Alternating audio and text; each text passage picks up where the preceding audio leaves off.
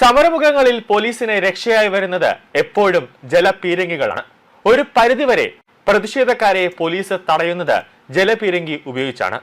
നിലവിൽ കണ്ണൂർ ജില്ലയിലെ സമരങ്ങൾക്ക് നേരെ പോലീസ് വെള്ളം ചീറ്റുന്നത് തത്കാലത്തേക്ക് ഒരു ഇടവേള എടുത്തിരിക്കുകയാണ്. സിറ്റി പോലീസിന്റെ പക്കലുള്ള ജലപീരങ്കി അതായത് വരുൺ SFI പ്രവർത്തകർ തകരാറിലാക്കി. ഡൽഹി സമരത്തിന് ഐക്യദാർഢ്യം പ്രഖ്യാപിച്ച് നടത്തിയ ഹെഡ് പോസ്റ്റ് ഓഫീസ് മാർച്ചിനിടെയാണ് SFI പ്രവർത്തകർ വരുണിന് മുകളിൽ കയറി വെള്ളം ചീറ്റുന്ന പൈപ്പ് തിരിച്ചുപിടിച്ച് തകരാറിലാക്കിയത്.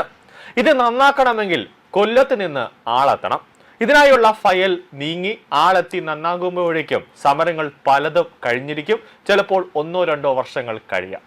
ഇന്നലെ നടന്ന AISF മാർച്ചിൽ വരുൺ ഇല്ലാതെയാണ് പോലീസ് പ്രതിഷേധക്കാരെ പ്രതിരോധിക്കാൻ എത്തിയത്.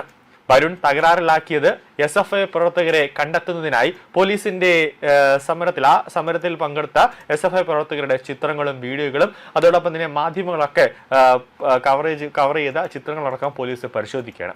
പ്രവർത്തകരെ കണ്ടെത്തിയാൽ പൊതുമുതൽ നശിപ്പിച്ചതിന് കേസ് രജിസ്റ്റർ ചെയ്തേക്കും. വരുണിന്റെ പൈപ്പ് പോലീസ് നിൽക്കുന്ന സ്ഥലത്തേക്ക് സമരക്കാർ ബലപ്രയോഗത്തിലൂടെ തിരിച്ചതിനാലാണ് തകരാറിലായത്. അതാദ്യമായാണ് ഇത് ഇത്തരത്തിൽ തകരാറിലാവുന്നത്.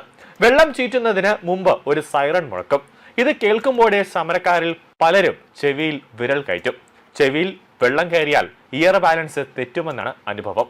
വെള്ളത്തിൽ നിന്നും രക്ഷ നേടാൻ പ്രതിഷേധത്തിന് മുമ്പ് തന്നെ ചെവിയിൽ പഞ്ഞു തിരികെ എത്തുന്നവരുമുണ്ട്. എന്നാൽ വെള്ളത്തിന്റെ ശക്തിയിൽ ദൂരേക്ക് തെറിച്ചു വീണ് പരിക്കേറ്റവർ ഏറെയാണ്.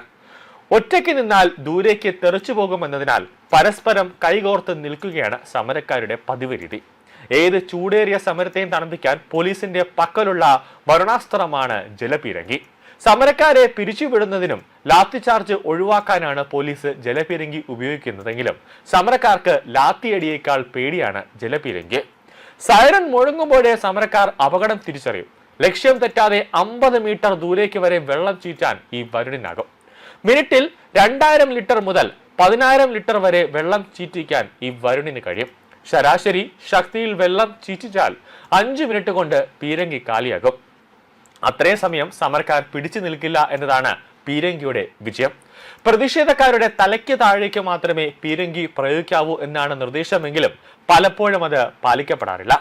വെള്ളം ചീറ്റിയിട്ടും സമരക്കാർ പിരിഞ്ഞു പോയില്ലെങ്കിൽ മാത്രമാണ് പോലീസ് ലാത്തിചാർജും കണ്ണീർ വാതകവും ഒക്കെ പ്രയോഗിക്കുന്നത്. എന്തായാലും ഈ SFI ആയിരുന്നാലും DYFI ആയിരുന്നാലും അല്ലെങ്കിൽ ഇനിയിപ്പോൾ യുവമോർച്ച ആയിരുന്നാലും KSU ആയിരുന്നാലും ആരായിരുന്നാലും പ്രതിഷേധക്കാരെ നേരിടാൻ പോലീസിന്റെ പക്കലുള്ള ഏറ്റവും വലിയൊരു വരുണാസ്ത്രം അല്ലെങ്കിൽ പോലീസിന്റെ ഒരു വജ്രായുധം എന്ന് പറയുന്നത് ഈ വരുണാണ്. ആദ്യം ഈ പ്രതിഷേധക്കാർ വന്ന് പോലീസിന്റെ ബാരിക്കേഡുകൾ മറിച്ചിടാൻ ശ്രമിക്കുമ്പോൾ തന്നെ പോലീസ് ഈ വരുൺ എടുത്തിട്ട് പ്രയോഗിക്കാൻ തുടങ്ങും. ആദ്യം ഒരു സൈറൺ മുഴക്കും, എന്നിട്ട് ഒരു സെക്കൻഡ് അല്ലെങ്കിൽ 2 സെക്കൻഡ് കഴിഞ്ഞതിന് ശേഷം ഈ വരുൺ ഓണാക്കി വിട്ട് പ്രതിഷേധക്കാരെ അടിച്ച് ദൂരേക്ക് തെറിപ്പിക്കുന്ന രീതിക്ക് പോകും. എന്നിട്ട് വെള്ളം തീരാറാകുന്നു എന്ന് മനസ്സിലായി കഴിയുമ്പോഴത്തേക്കാണ് ഈ വരുൺ ഓപ്പറേറ്റ് ചെയ്യുന്ന പോലീസ് ഉദ്യോഗസ്ഥൻ വെള്ളം തീരാറാകുന്നു എന്നൊരു സിഗ്നൽ അവിടെ പോലീസിന് കൊടുക്കും. അത് ചിലപ്പോൾ ഫേസ് വഴിയായിരിക്കും ഒരു സിഗ്നൽ കൊടുക്കുന്ന സമയത്തായിരിക്കും അവിടുത്തെ ലാത്തി ചാർജിന്റെ ഒരു സ്ഥാനത്തിലേക്ക് പോകുന്നത്.